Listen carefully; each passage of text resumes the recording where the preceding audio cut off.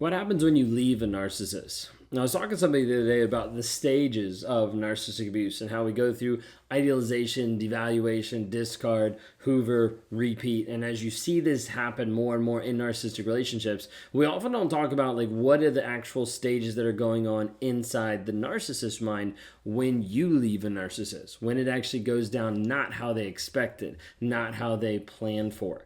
And not that this is a hugely popular topic, but it is a topic that I wanted to bring up because sometimes people are asking, well, what's he going to do next? What's this going to look like? And while this isn't a cut and dry, this is how it's always going to go, this is a compilation of several different stories, my own experiences of getting to the place of understanding this is something that typically will follow a certain pattern, a certain idea to try to make sure that they feel better about themselves and ultimately you look like the bad person in the relationship. So what happens when a narcissist leaves? What happens when you leave a narcissist? Like what is actually processing here? If you guys are new here, my name is Ben Taylor. I'm a self-aware narcissist on this channel to provide awareness, growth, healing, change, and development. The founder of Raw Motivations, the creator of the NARC app, and your guide through the Escape Toxicity Challenge, the 7-day challenge to healing. For $7, you can get lifetime access to a community there that is going through a challenge every single day to help them grow, change, and develop their mindset. And once they graduate from there, they move on to our next stage to be able to help them continue moving forward in that healing journey to the growth mindset. So you can access that at escapetoxicity.com. So what happens when you get ready to leave? The first aspect is like as you're getting ready to leave, and you might even mention this, that you're thinking about leaving, that you think about stopping the relationship because of everything that they put you through or whatever you've said in that moment, there's a big aspect that they don't believe it. Like I didn't believe that my wife was actually ever going to leave me. Why? She was stuck. She was traumatized by it. I didn't think she would actually have the nerve or the guts to actually leave because I knew I was in control of her. I knew I was in control of the situation. And I wasn't thinking about the future. I wasn't thinking about how my actions now affected things in the future. So I was like, she's not going to leave. She's going to stay. Like, it's just going to go back to normal. Everything just goes back to normal. I'll keep doing what I do. She keep doing what she does and just keep moving forward. So there's an aspect that a lot of times narcissists won't even believe that you're going to leave. Like, they don't think that it's possible. They're like, why would you even do that? I'm the best thing ever. You're not going to find anything better. Why would you even think about leaving? So then you do.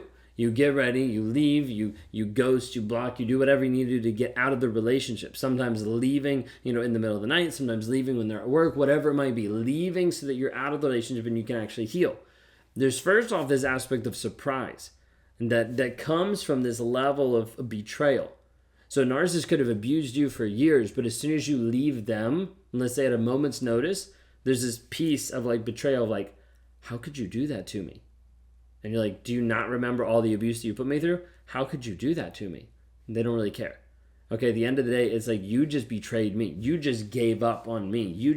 All these stories are going to be coming out. From the narcissist to you, all these stories are going to be coming out.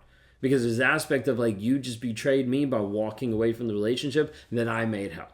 That's the concept. That's the idea. Well, then after surprise and this feeling of betrayal, then it goes typically to anger. Of like angry that you actually did that. Like, how could you?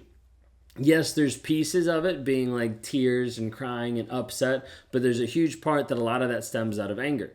The tears are like, how do I get this person back? The anger is like, how could you do this? Because I'm entitled to you.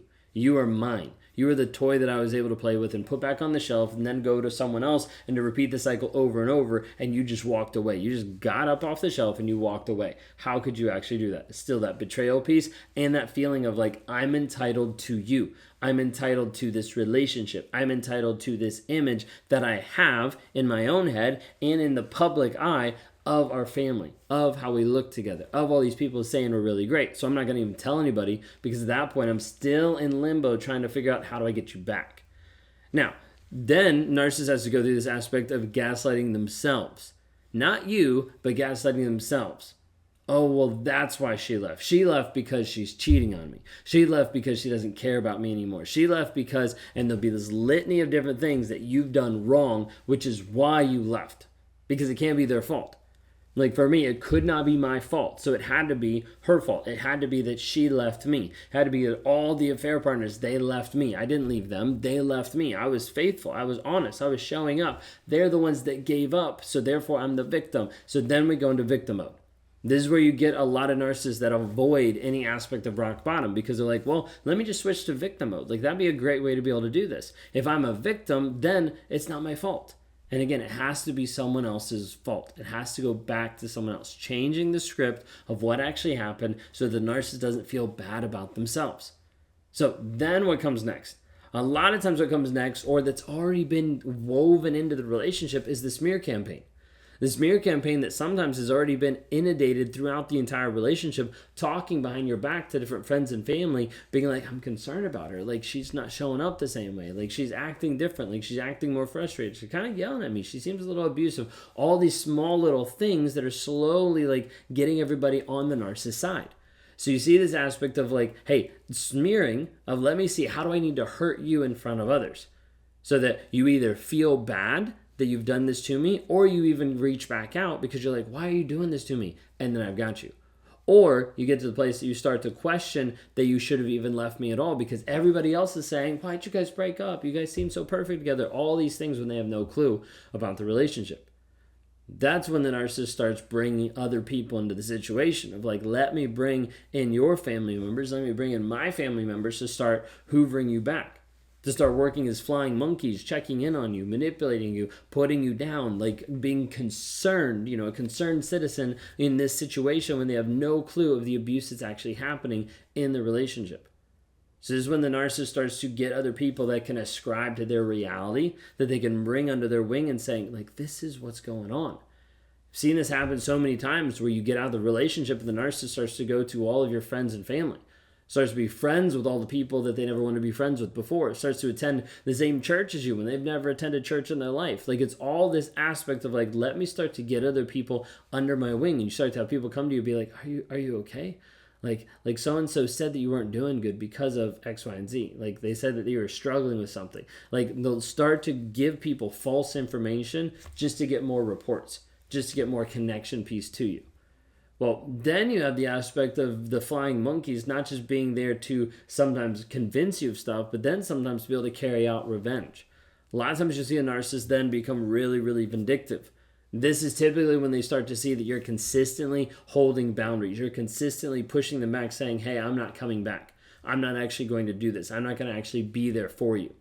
And so you see the narcissist then start to get really, really frustrated. Sometimes it starts to ramp it up in stalking, of like being around when he's not supposed to be around, of like following you different places, texting you like, why are you here, calling you on a bunch of different numbers. Like, we see this ramp up with vandalism, with different attacks, with physical, mental abuse that happens all around, like with this aspect of like, hey, I'm going to get back at you.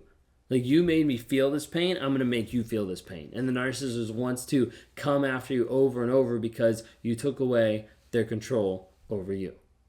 So you'll see them use the flying monkeys. Then you'll see them a lot of times use revenge, vindication of like, let me do what I need to do to you because you're not going to do this to me.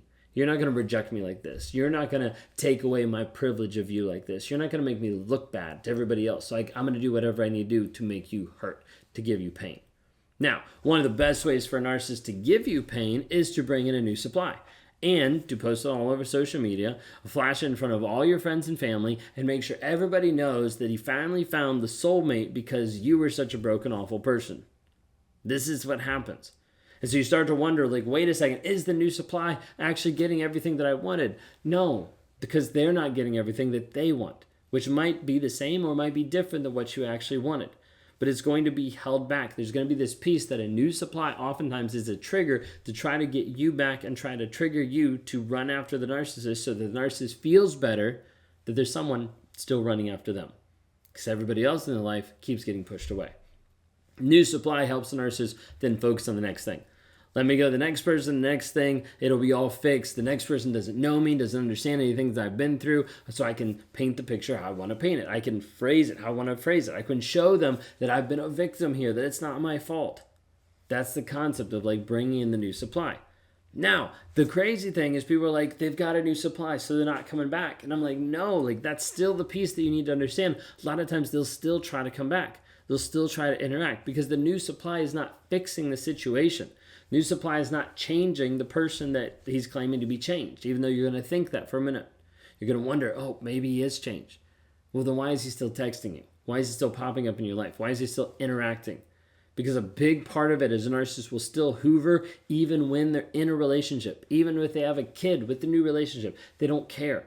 They just care to keep lines open and channels access so they can interact with all their previous exes whenever they want to get an emotional, physical, or sexual high off of that person. That's all it is. Now, you might see throughout this intermittent spots of begging to come back. And you're like, why are they begging? They dropped me. They don't care. I left them. Why are they actually begging? A lot of times the narcissist will beg you to get to the place so they can discard you.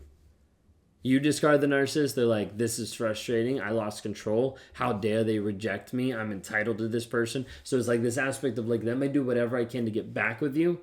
And then it disappears. Then the intimacy stops. Then the connection stops. Then the communication stops. Then they ghost you. But then they get to the place where they have the upper hand. And a lot of times you'll see them try and do different things that you wanted them to do in the relationship. So you're like, oh, they finally get it now. Let me get connected with them more. Let me actually engage with this more. But they don't get it. It's just another way to be able to manipulate, to hoover you, to get you back in. So you need to understand, regardless of where you are in the relationship, regardless of where the narcissist is in the next stage of how he's acting to you, there's always a chance that he's interacting and acting a certain way to get back with you, to even dump you, or to get back with you to have control. Hoover does not mean care. And so you need to be able to understand that clear and concise, that hoover is control, about controlling you. Hopefully this makes sense, and hopefully this helps just understanding some of the stages. Like, what stage are you on right now? You're like, right now he's gaslighting himself. Right now he's smearing me. Right now he's sending all his flying monkeys. Like, what stage are you in right now? Write that down below so other people can identify, oh, I'm with this too. Or you might find someone that's in the exact same stage as you that it might be a great person to connect with, of like understanding, oh, this is what's happening. How are you dealing with this? How are you processing this? So would love to have you interact with me. If you want to help with your healing and to move forward, you can interact at rawmotivations.com. Click on the one-on-ones. Would love to be a part of your healing, growth, change, and development.